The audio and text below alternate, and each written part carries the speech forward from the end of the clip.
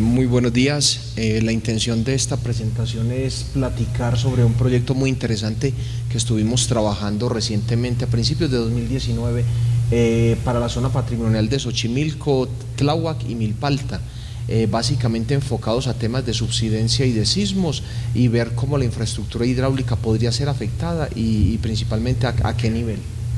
El proyecto fue un proyecto conjunto con diferentes a nivel gobierno, con lo que era la Agencia de Resiliencia en ese momento, también con el grupo del TARES, que es una empresa internacional, y con la Universidad Nacional Autónoma.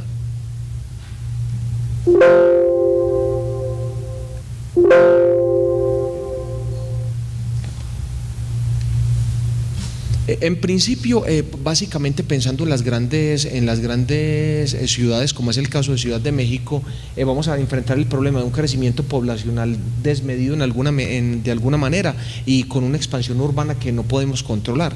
En ese sentido, zonas como la zona patrimonial de Xochimilco va a presentar una serie de problemas muy importantes, básicamente asociados a lo que es temas de rehabilitación de las chinampas, de estas pequeñas islas donde se hacen cultivos a nivel local, temas de extracción de agua, falla de infraestructura subterránea en algunos temas por temas de subsidencia o de algunas viviendas, temas de riesgos de inundación, el efecto de qué hacer con los manantiales que se están secando, y pensar además en asentamientos informales que cada vez van creciendo más y se van localizando en estas zonas.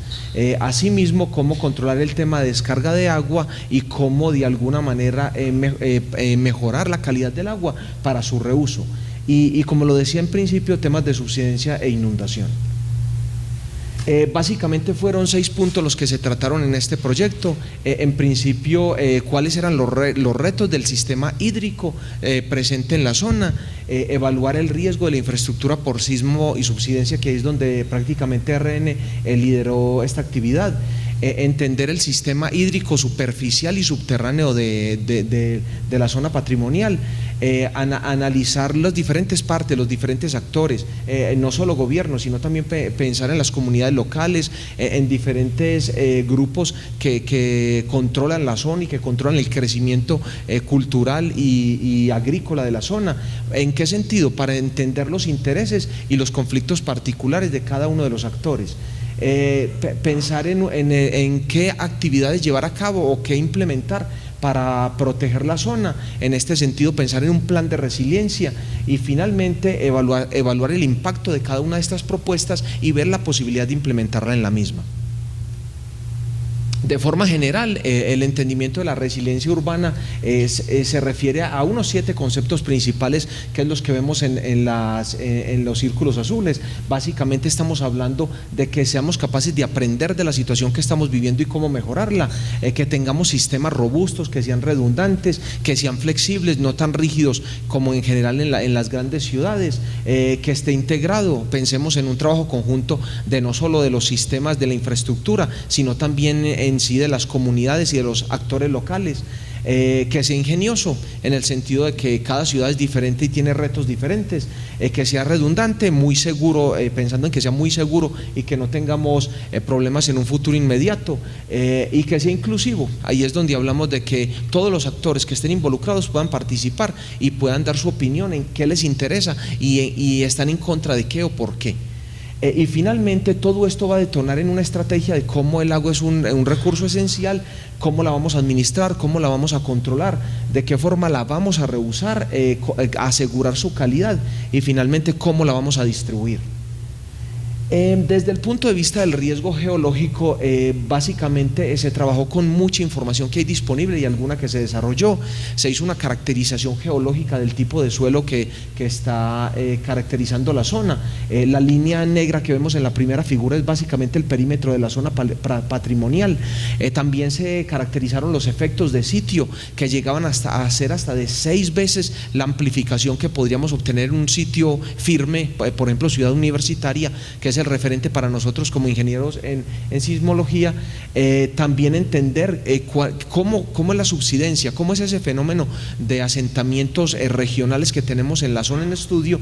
En este caso podríamos estar hablando de unos 43 centímetros por año, que es una tasa muy importante, y tomar toda la información posible que haya de los diferentes bancos de nivel e instrumentación en cuanto a las diferentes alturas, y todo eso combinarlo en conjunto con el modelo sísmico para poder evaluar la infraestructura hidráulica, donde estamos hablando de tanques, plantas, bombas y otros sistemas de infraestructura que es esencial para la zona, y finalmente hasta la infraestructura urbana.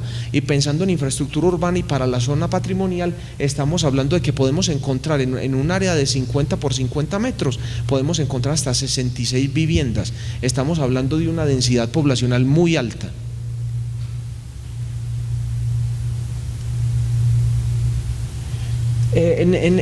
Respecto a los riesgos geológicos, pudimos obtener diferentes tipos de resultados, entender cuáles zonas son más susceptibles a fracturamiento hidráulico, en este caso por el tema del agua. Podemos ver que son las líneas rojas en la figura superior izquierda. En la figura central, determinar cómo esos efectos de sitio se van a ir modificando en el tiempo, es decir, al 2040, al 2050, cómo va a ser el tema de subsidencia y qué tan flexible o no puede ser el suelo. Encontramos algunos casos en los que el periodo del suelo podría bajar hasta en casi un segundo. Y finalmente proponer escenarios futuros, entender en dónde van a encontrarse las mayores intensidades, y para este caso y considerando la infraestructura urbana que tenemos ahí, pensar en viviendas de 2-3 niveles. De 2-3 niveles, que son las que asociamos a periodos estructurales de 0.2 segundos. Y finalmente todo eso reflejarlo en cuál es el nivel de daño que podemos encontrar en diferentes tipos de infraestructura.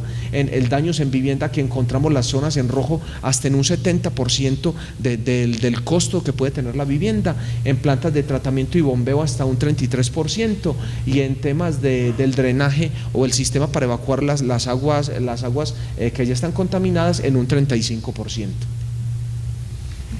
A la par, y esto fue un trabajo que hizo la universidad, la UAM, básicamente modelaron lo que es la dinámica del agua subterránea y del agua superficial.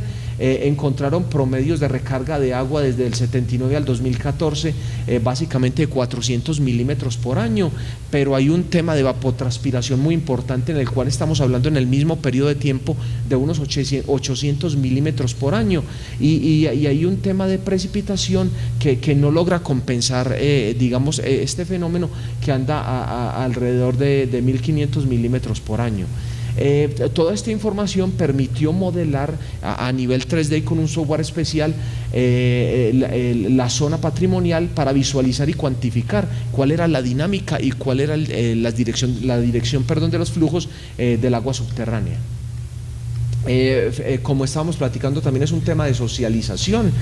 Todos estos estudios se presentaron a diferentes grupos o voces, como las llamamos en ese momento, dentro del proyecto, con el objetivo de que ellos entendieran qué tipo de resultados teníamos, para qué servían y cómo poderlos implementar con una serie de propuestas de infraestructura que íbamos a considerar. Básicamente intervinieron gobierno, sector cultura, infraestructura en general, pensando en todo lo que estaba proyectado para la zona, sector de medio ambiente, economía y las diferentes comunidades.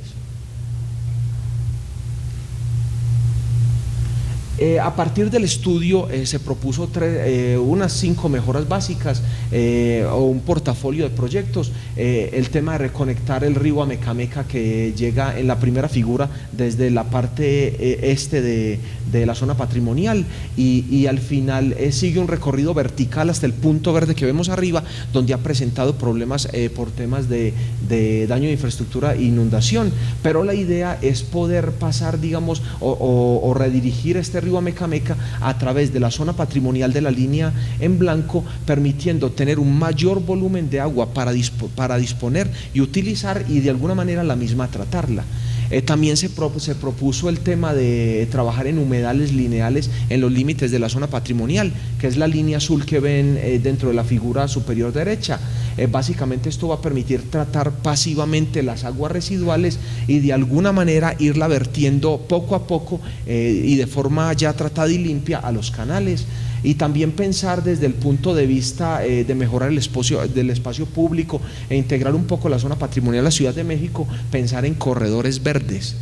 Y finalmente, si hay una serie de infraestructuras hidráulicas que se tienen pensadas y diseñadas, sobre todo para el sistema de control hídrico, implementar diferentes tipos de compuertas para poder controlar y manipular la dirección del agua, y finalmente también con fines de integrar a la comunidad el desarrollo de un centro cultural. Básicamente esto es lo que les quería presentar. Muchas gracias.